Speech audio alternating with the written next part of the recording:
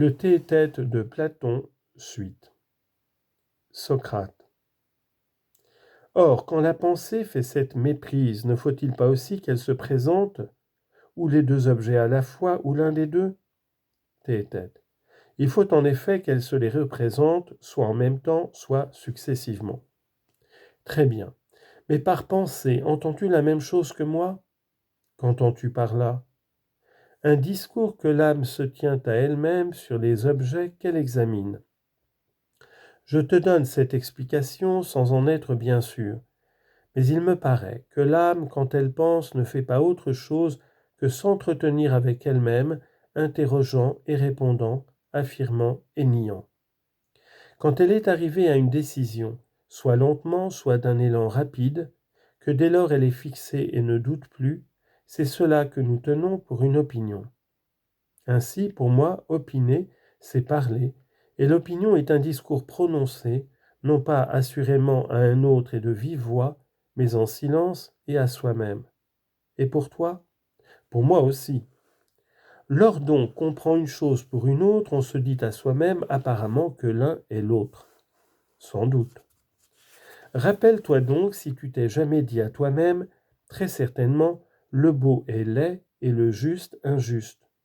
Ou bien encore, point capital, demande-toi si tu as jamais essayé de te persuader à toi-même que l'un est très certainement l'autre, ou si tout au contraire tu as jamais eu, ne fût-ce qu'en rêve, l'audace de te dire à toi-même que sûrement l'impair est pair ou toute autre chose du même genre. Tu dis vrai.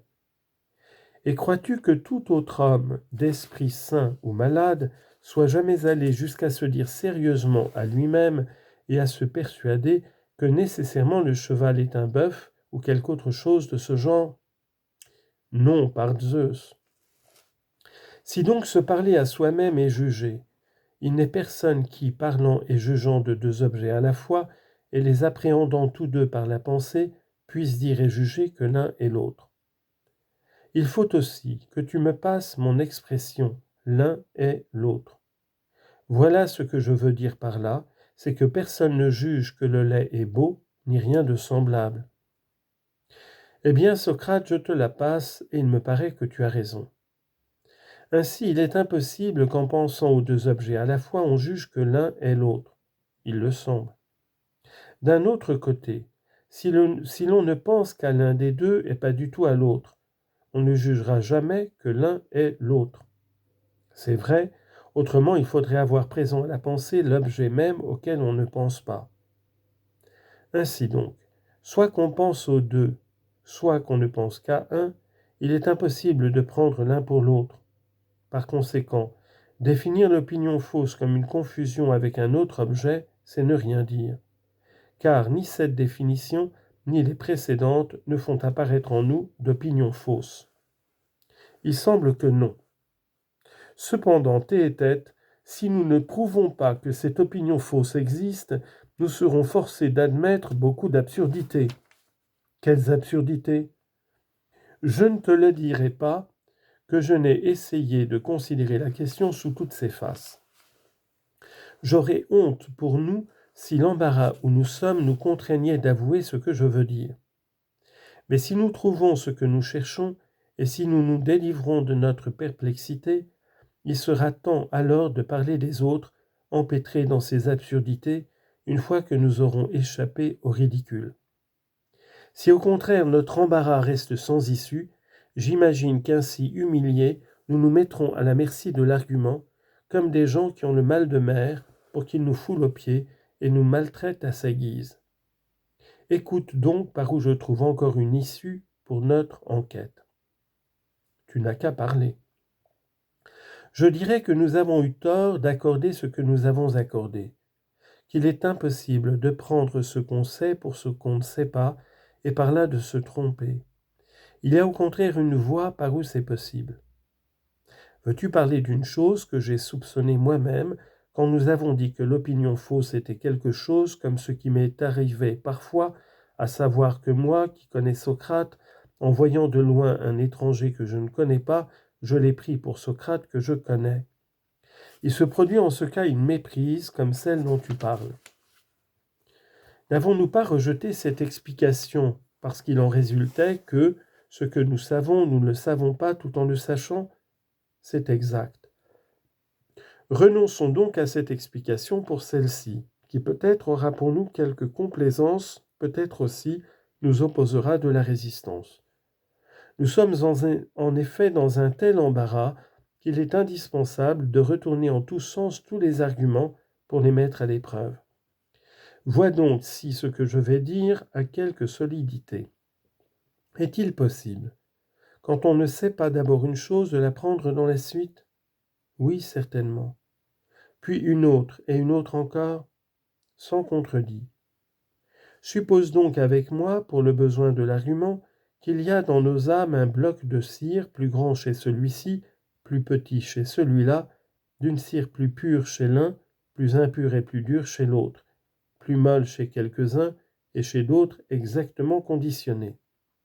Je le suppose. Disons maintenant que c'est un présent de la mère des muses, Mnémosyne, et que toutes les fois que nous voulons nous souvenir de quelque chose que nous avons vu ou entendu, ou conçu nous-mêmes, nous tenons ce bloc sous nos sensations et nos conceptions, et les y imprimons, comme nous gravons le sceau d'un anneau, et que ce qui a été imprimé ainsi, nous nous le rappelons, et le savons tant que l'image reste sur la cire, tandis que ce qui s'est effacé, ou qu'il a été impossible de graver, nous l'oublions et ne le savons pas. Soit.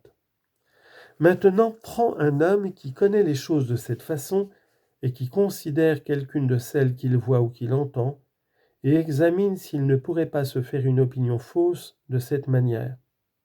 De quelle manière?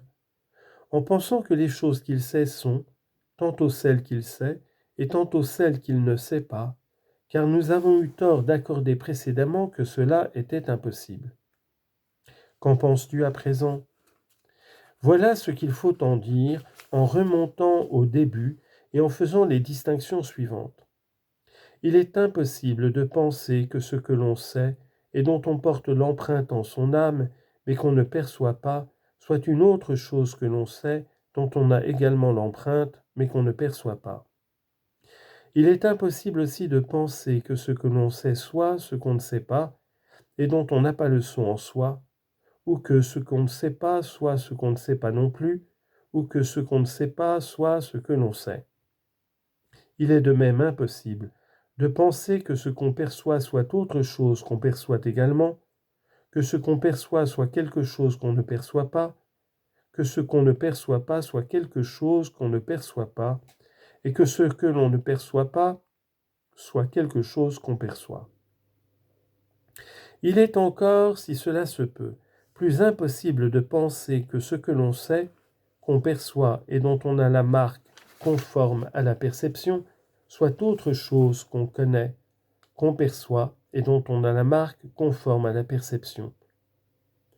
Il est également impossible de confondre ce que l'on sait, qu'on perçoit et dont on a un souvenir exact avec ce que l'on sait, et encore ce que l'on sait, qu'on perçoit et dont on a un souvenir fidèle avec ce qu'on perçoit, et de même ce qu'on ne sait pas, qu'on ne perçoit pas, avec ce qu'on ne sait pas et qu'on ne perçoit pas, et encore ce qu'on ne sait pas et qu'on ne perçoit pas avec ce qu'on ne perçoit pas.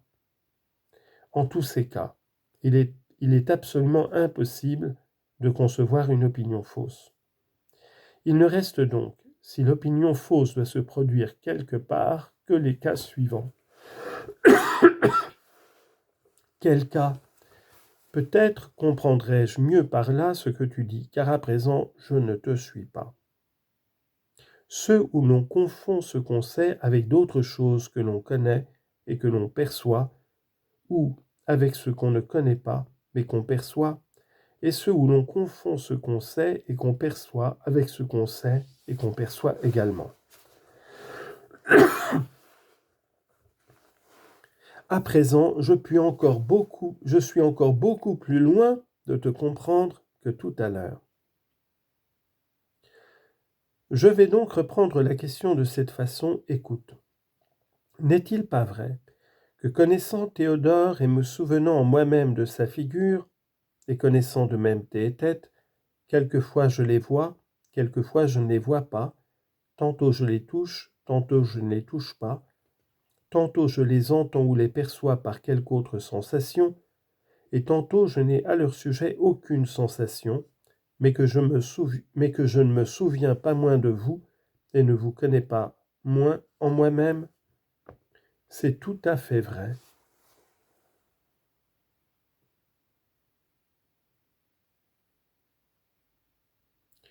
Mets-toi donc dans l'esprit.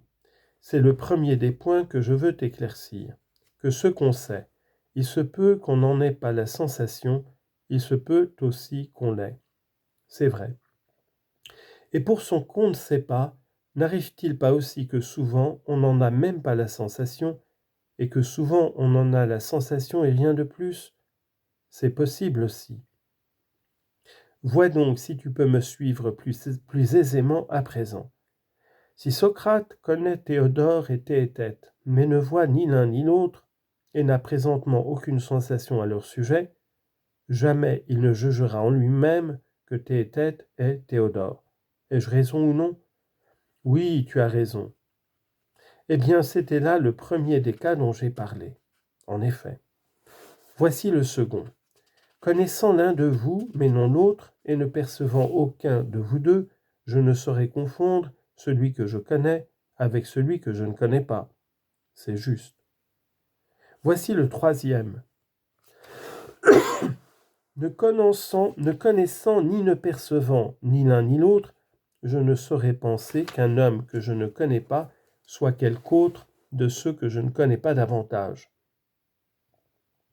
Imagine-toi entendre de nouveau tous les cas que j'ai successivement énumérés auparavant, où je ne me ferai jamais d'opinion fausse sur toi et sur Théodore, soit que je vous connaisse ou ne vous connaisse pas, tous les deux, soit que je connaisse l'un et pas l'autre. Et c'est la même chose à l'égard des sensations si tu me suis. Je te suis.